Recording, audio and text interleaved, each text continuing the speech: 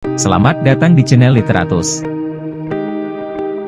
Inilah 6 kejanggalan kasus Jessica, menurut O.C. Kaligis.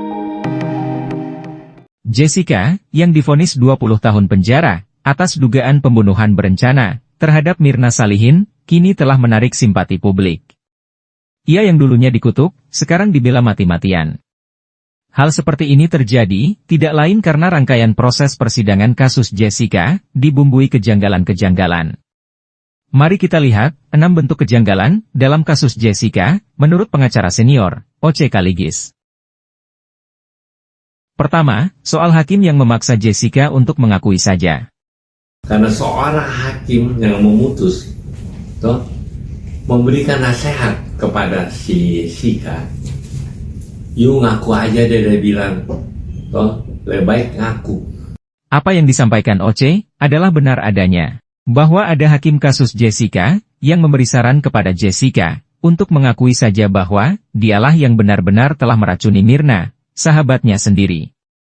Sikap hakim yang seperti ini, tidak dapat ditolak sebagai bentuk kejanggalan. Bagaimana mungkin, hakim yang memutuskan bersalah atau tidaknya seseorang, menyarankan supaya seseorang mengakui dirinya bersalah? Bukankah tugas hakim untuk menimbang berbagai bukti dan fakta persidangan, serta keyakinannya, untuk kemudian memutus, apakah seseorang bersalah atau tidak? Kedua, soal racun sianida, yang seumur hidup baru didengarnya. Apakah ada yang tahu mengenai sianida? Saya terus terang sebagai, katakanlah, praktisi yang biasa membela perkara pembunuhan, baru kali itu saya dengar sianida. O.C. yang malang melintang di dunia praktisi hukum, sebagai pengacara, mengaku bahwa ia, baru pertama kali mendengar sianida, pada kasus Jessica. Pada dasarnya, ini dianggap kejanggalan oleh O.C., karena racun sianida, yang dijadikan sebagai alat membunuh Mirna, tidak pernah diketahui asal-muasalnya. Padahal, setiap perkara pidana, wajib mengungkap secara terang, mengenai asal-muasal kejahatan. Ketiga, soal vonis hakim yang menurutnya keliru memutuskan. Saya konsisten mengatakan bahwa Jessica adalah korban dari salah putus 15 hakim tersebut. Sebagaimana dipahami bersama, Jessica divonis 20 tahun penjara, dengan dakwaan pembunuhan berencana, dengan pertimbangan keyakinan hakim. Padahal, menurut pasal 183 KUHP, keyakinan hakim itu harus berdasarkan 2 alat bukti.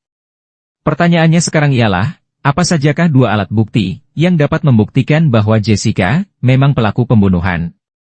Hingga kini, tidak ada alat bukti yang pasti, dalam kasus kematian Mirna. Kalau dikatakan CCTV itu alat buktinya, pertanyaannya ialah, di mana CCTV, yang menunjukkan Jessica menaruh racun pada kopinya Mirna? Dengan demikian, dapat dibenarkan pandangan O.C. Kaligis bahwa, Jessica, adalah korban salah putus para hakim. Keempat, soal riwayat penyakit Mirna. Adik saya sakit lambung, menyerang jantung, meninggal. Itu kenapa nggak pernah diselidiki di situ? Penyebab kematian Mirna, hingga kini masih menjadi misteri. Meskipun, atas nama keyakinan, racun sianida telah dijadikan penyebab, dengan Jessica, dijadikan sebagai pelaku tunggal. O.C. Kaligis, rupanya sepemahaman dengan pandangan sebagian besar publik, bahwasanya, jangan-jangan, Mirna mati bukan karena sianida, tetapi karena kematian wajar. Sebagaimana dipahami, riwayat penyakit Mirna tidak pernah dibahas dalam persidangan. Padahal, riwayat penyakit Mirna sangatlah penting untuk dijadikan sebagai bukti pembanding dalam kasus kematian misterius seperti ini. Kelima, soal dalih JPU yang mengatakan otopsi tidak perlu dilakukan secara menyeluruh. 1000 perkara selalu pembunuhan mulai dari otopsi visum et repertum. Itu kan masuk pembuktian, Pak. Bagaimana mengadili pembunuhan tanpa pembuktian, dan pembuktiannya di otopsi, Pak? O.C. Kaligis, tampaknya satu pikiran dengan Otto Hasibuan, yang mendengungkan jargon, no autopsy, no case. Artinya, tidak ada otopsi, maka tidak ada kasus.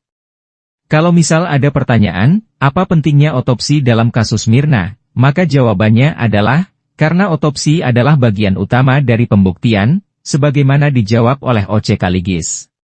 Mengenai JPU yang mengatakan, otopsi tidak perlu dilakukan secara menyeluruh, maka dapat kita anggap bahwa, JPU Sepertinya tidak memiliki pemahaman bahwa otopsi pada mayat korban yang diduga mati tidak wajar, merupakan dasar dari rangkaian proses pembuktian. Ataukah mungkin, JPU memang tidak ingin kasus kematian Mirna terungkap dengan terang. Keenam, soal Hakim Binsar Gultom, yang komentari kasus Jessica di media. Seorang hakim tidak pernah mengkomentari putusannya di luar sidang. Masa dia minta begini, yang saya tahu ya. Jessica ngaku aja, yang benar aja. Sebagaimana diketahui, Aliansi Advokat telah mendatangi Komisi Yudisial atau KY, selaku institusi etik para hakim, untuk melaporkan Hakim Binsar Gultom, yang mengadili kasus Jessica. Hakim yang satu ini dilaporkan karena dinilai melanggar kode etik hakim. Dugaan pelanggaran kode etik Hakim Binsar Gultom adalah ketika memberikan pendapat tentang kasus Jessica pada acara Rosi, Kompas TV. Mari kita lihat kode etik yang dinilai dilanggar oleh Hakim Binsar Gultom. Kode etik para hakim tertuang dalam Keputusan bersama Ketua Mahkamah Agung dan Ketua Komisi Yudisial tahun 2009 tentang kode etik dan pedoman perilaku hakim. Dalam bagian berperilaku arif dan bijaksana, terutama dalam pemberian pendapat atau keterangan kepada publik, diterangkan bahwa hakim tidak boleh memberi keterangan, pendapat, komentar, kritik, atau pembenaran secara terbuka atas suatu perkara atau putusan pengadilan, baik yang belum maupun yang sudah mempunyai kekuatan hukum tetap dalam kondisi apapun. Peluang Hakim Binsar Gultom mendapatkan sanksi dari KY terbilang cukup terbuka lebar, karena pendapat dan komentar yang diberikannya pada acara Rosi adalah kelakuan yang dilarang di dalam kode etik para hakim. Jangan lupa dukung channel ini.